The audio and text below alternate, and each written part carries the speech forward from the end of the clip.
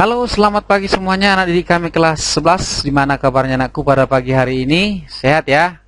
Oke, harapan Bapak semoga semua dalam keadaan sehat selalu. Terlebih-lebih juga orang tua kita yang mungkin ada di rumah ataupun yang sedang bekerja. Oke, anak didik kami kelas 11, pada pagi hari ini kita akan melanjutkan materi kita, yaitu mengenai analisis sistem produksi kerajinan dari limbah berbentuk bangun datar. Nah, anak didik kami, apa itu sistem produksi ya?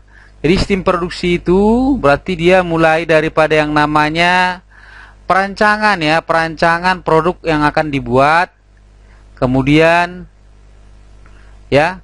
nanti masuk kepada yang namanya proses pembuatannya, kemudian juga yang diakhiri dengan penyajian. Nah, anak didik kami, untuk pagi hari ini itu materi kita yang akan kita bahas. Bapak berharap semuanya fokus ya.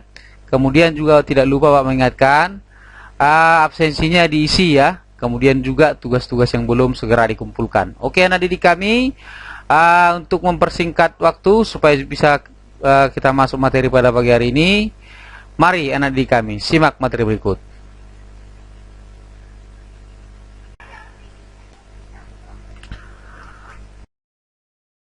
Baik, selamat pagi semua anak didik kami kelas 11. Seperti yang Bapak sampaikan tadi nak di kata pengantar. Nah, pada pagi hari ini kita akan membahas materi analisis sistem produksi kerajinan bahan limbah berbentuk bangun datar oleh saya sendiri Pak R. Sijabat ya nak ya. Oke nak, langsung saja kita lanjut. Disimak ya nak. Baik, anak didik kami, tujuan pembelajaran kita pada pagi hari ini ada 4 poin ya. Yang pertama adalah memahami proses perancangan produk kerajinan dari bahan limbah berbentuk bangun datar. Oke, harapannya seperti itu.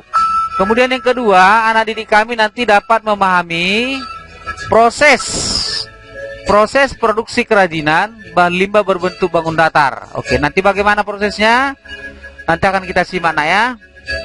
Oke, yang ketiga, memahami teknik produksi kerajinan bahan limbah berbentuk bangun datar. Yang keempat, memahami teknik penyajian produk.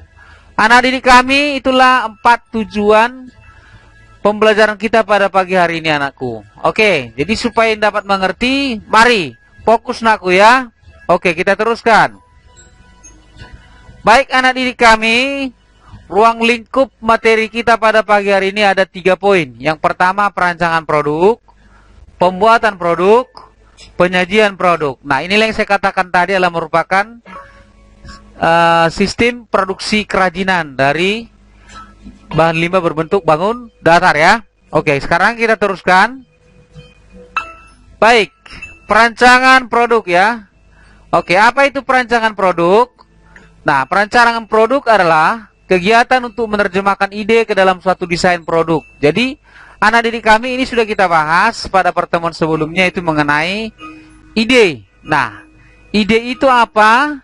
Ide adalah merupakan buah pikiran, ya, buah pikiran dari seseorang untuk menciptakan sesuatu. Nah, ini juga sudah kita pelajari pada pertemuan sebelumnya ya. Jadi harus ada idenya dulu, baru bisa melakukan perancangan ya. Oke, coba kita teruskan ini. Tahap sebelum perancangan produk adalah mencari ide dari berbagai sumber. Nah, jadi ide itu bisa didapatkan dari berbagai sumber. Bisa dari internet, bisa dari orang lain, baik itu teman maupun itu contohnya pengusaha ya. Itu bisa kita dapatkan idenya. Jadi banyak sumber nakku ya. Nah, jadi pencarian ide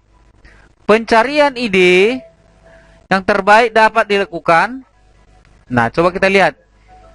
Pencarian ide yang terbaik dapat dilakukan melalui kegiatan brainstorming atau diskusi kelompok. Nah, jadi ide itu itu kan cukup banyak.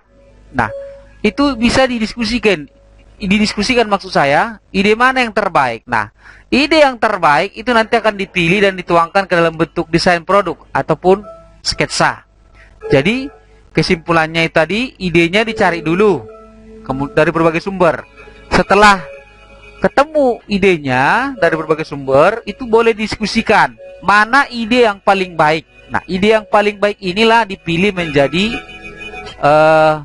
produk yang akan dibuat. Nah, jadi langkah awal pembuatan produk adalah perancangan produk. Nah, perancangan itu artinya di sini adalah membuat bentuk desain sketsa ya, membuat desain bentuk sketsa ya. Nah, jadi sketsa adalah bentuk desain produk yang akan dibuat. Nah, anak didik kami, kira-kira kalau kita mau buat perancangan produk, apa saja yang harus kita pertimbangkan? Yang pertama, bahannya perlu kita pertimbangkan, berarti kualitas bahannya ya. Kemudian yang kedua, aspek teknik pembentukan ataupun perakitan. Nah, pembentukannya menggunakan teknik apa? Perakitannya menggunakan teknik apa? Oke. Kemudian aspek kegunaan produk. Nah, produk itu kegunaannya untuk apa, kan begitu? Nah, fungsinya untuk apa, kan begitu? Itu harus juga perlu kita pertimbangkan dalam perancangan produk. Yang keempat maksud saya bagian D, manfaat produk. Apa manfaatnya? Ya. Kemudian yang kelima, aspek estetika. Nah, kalau dikatakan aspek estetika anakku, kalau dikatakan aspek estetika berarti ini tampilannya, ya, tampilan daripada yang namanya produk itu ya. Nah, ini juga akan menjadi daya tarik bagi orang lain selain yang bahan, teknik, kegunaan, manfaat, estetika. Oke. Sekarang kita lanjut aku. Nah, kita masuk ke dalam pembuatan produk, ya, atau produksi produk, ya. Pembuatan produk adalah proses menerjemahkan ide produk. Jadi menerjemahkan ide produknya sudah tadi dituangkan ke sketsa. Jadi kita menerjemahkan sketsa itu ke dalam bentuk produk, ya, ke dalam bentuk produk, ya. Nah, contoh sketsanya tadi sudah ini contoh sketsa yang digambar ini ya.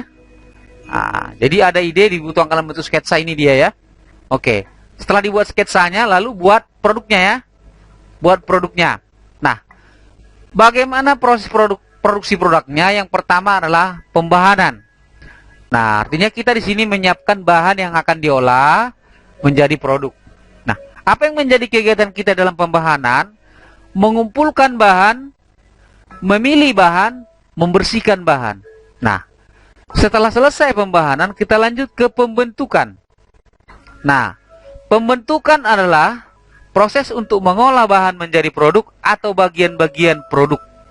Nah, jadi contoh seperti gambar ini adalah merupakan produk ya, yang terbuat dari bahan koran bekas. Ya, koran bekas, karena itu juga merupakan limbah bangun datar ya. Nah, bisa kamu lihat sendiri di sini produknya ini bisa berupa kotak pensil ya, kotak pensil. Nah, jadi langkah awal daripada ini sebelum ini terbentuk menjadi satu kesatuan produk adalah pembahanan kemudian pembentukan. Oke ya. Nah, sekarang kita teruskan. Masih dalam proses pembuatan produk atau produksi produk. Pembentukan, kegiatan mengolah bahan dengan menggunakan teknik pembentukan bahan menjadi produk.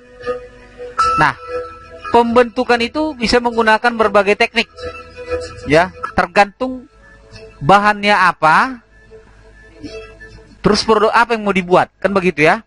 Nah, tekniknya ada teknik ukir, memotong, menggunting, membor, memahat, dan lain-lain. Nah, contohnya seperti ini nak. Kita katakanlah membuat kotak pensil tadi. Jadi kotak pensil tadi itu pembentukannya itu dia kertasnya dilipat. Ya, berarti tekniknya teknik melipat, kan begitu ya. Selain teknik melipat ada enggak? Ya, teknik memotong, dipotong dulu baru lipat, bisa saja seperti itu, kan begitu. Nah, jadi tergantung pada bahan dan produk yang akan dibuat. Nah, perakitan. Perakitan adalah proses kegiatan untuk menyatukan bagian-bagian produk yang telah dibentuk pada tahap pembentukan. Nah, kalau tadi nakku, pembentukan itu dia bisa membentuk setiap bagian-bagian dari produk. Nah, contoh kasusnya seperti ini. Kita katakanlah kursi. Nah, tentu teknik untuk pembentukan kursi, contohnya kita anggaplah itu dari papan bekas. Nah, berarti pertama itu adalah pembahanan, pilih bahan, dicari bahannya itu papan bekas. Kemudian yang kedua dibentuk, artinya dibentuk kakinya 4, kan begitu. Nah, kemudian dibentuk alasnya, Seperti itu dia. Nah, setelah dibentuk, itu nanti supaya menjadi satu kesatuan menjadi kursi adalah dirakit. Nah, jadi teknik pembentukannya tadi itu kan bisa saja memotong. Ya oke. Kemudian untuk teknik perakitannya itu bisa saja dengan menggunakan paku. Berarti sana ada teknik menempel, ya, teknik menempel. Oke, jadi bagian-bagian tadi akan disatukan dalam perakitan. Baik, itu dia anakku ya. Oke, pertanyaannya anakku, apakah semua produk akan mengalami teknik pembentukan dan perakitan? Tidak. Jadi ada memang produk itu hanya dibentuk, sudah jadi satu produk. Tidak perlu dirakit. Contohnya apa? Kan begitu. Nah, contohnya adalah, kita katakanlah asbak. Ya, asbak contohnya kalau mungkin pernah kali lihat yang mungkin terbuat dari kita katakan adalah dari tanah liat, itu kan tidak perlu dirakit, hanya dibentuk saja kan begitu. Ya. Nah, seperti itu dia. Kemudian yang berikutnya adalah finishing.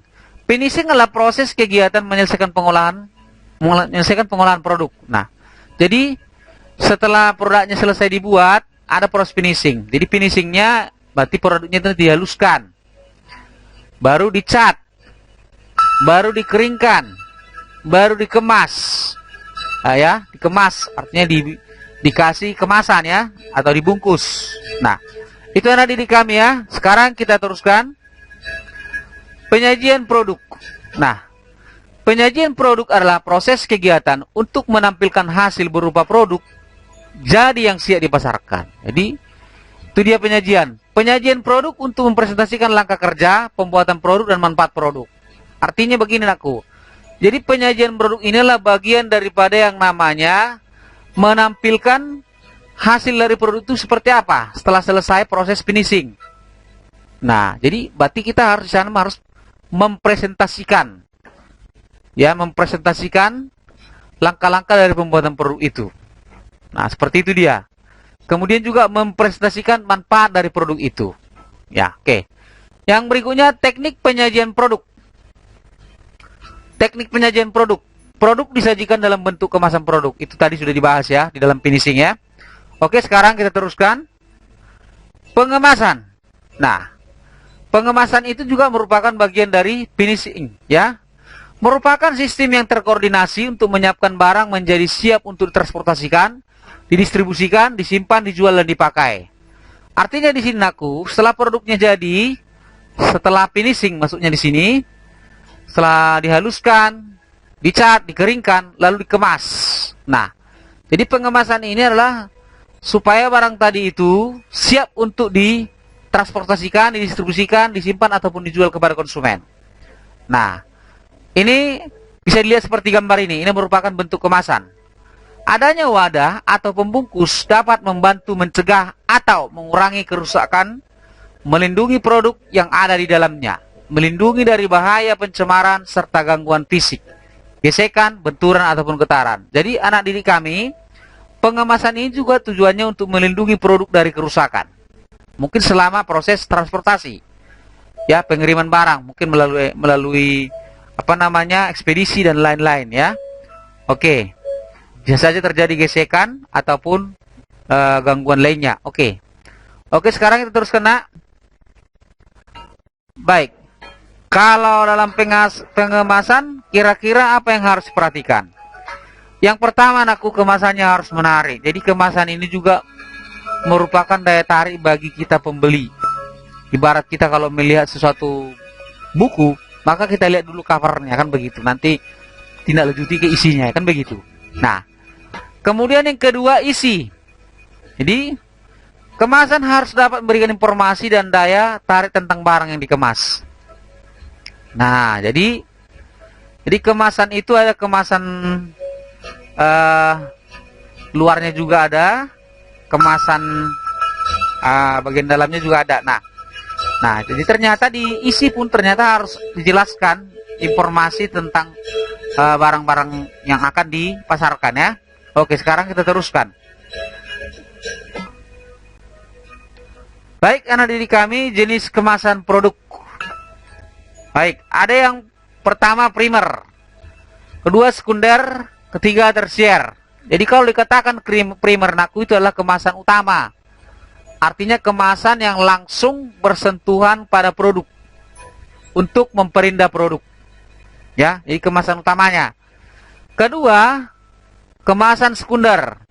Kemasan yang digunakan untuk melindungi kemasan primer agar tidak terjadi kerusakan pada produk tersebut.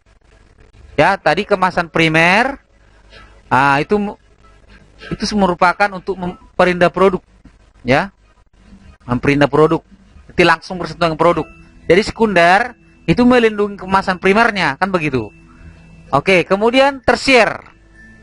Jadi kemasan tersier adalah kemasan distribusi produk agar selama proses distribusi produk terhindar dari kerusakan akibat benturan. Jadi tersier ini merupakan kemasan yang paling kemasan luar, ya, kemasan luar.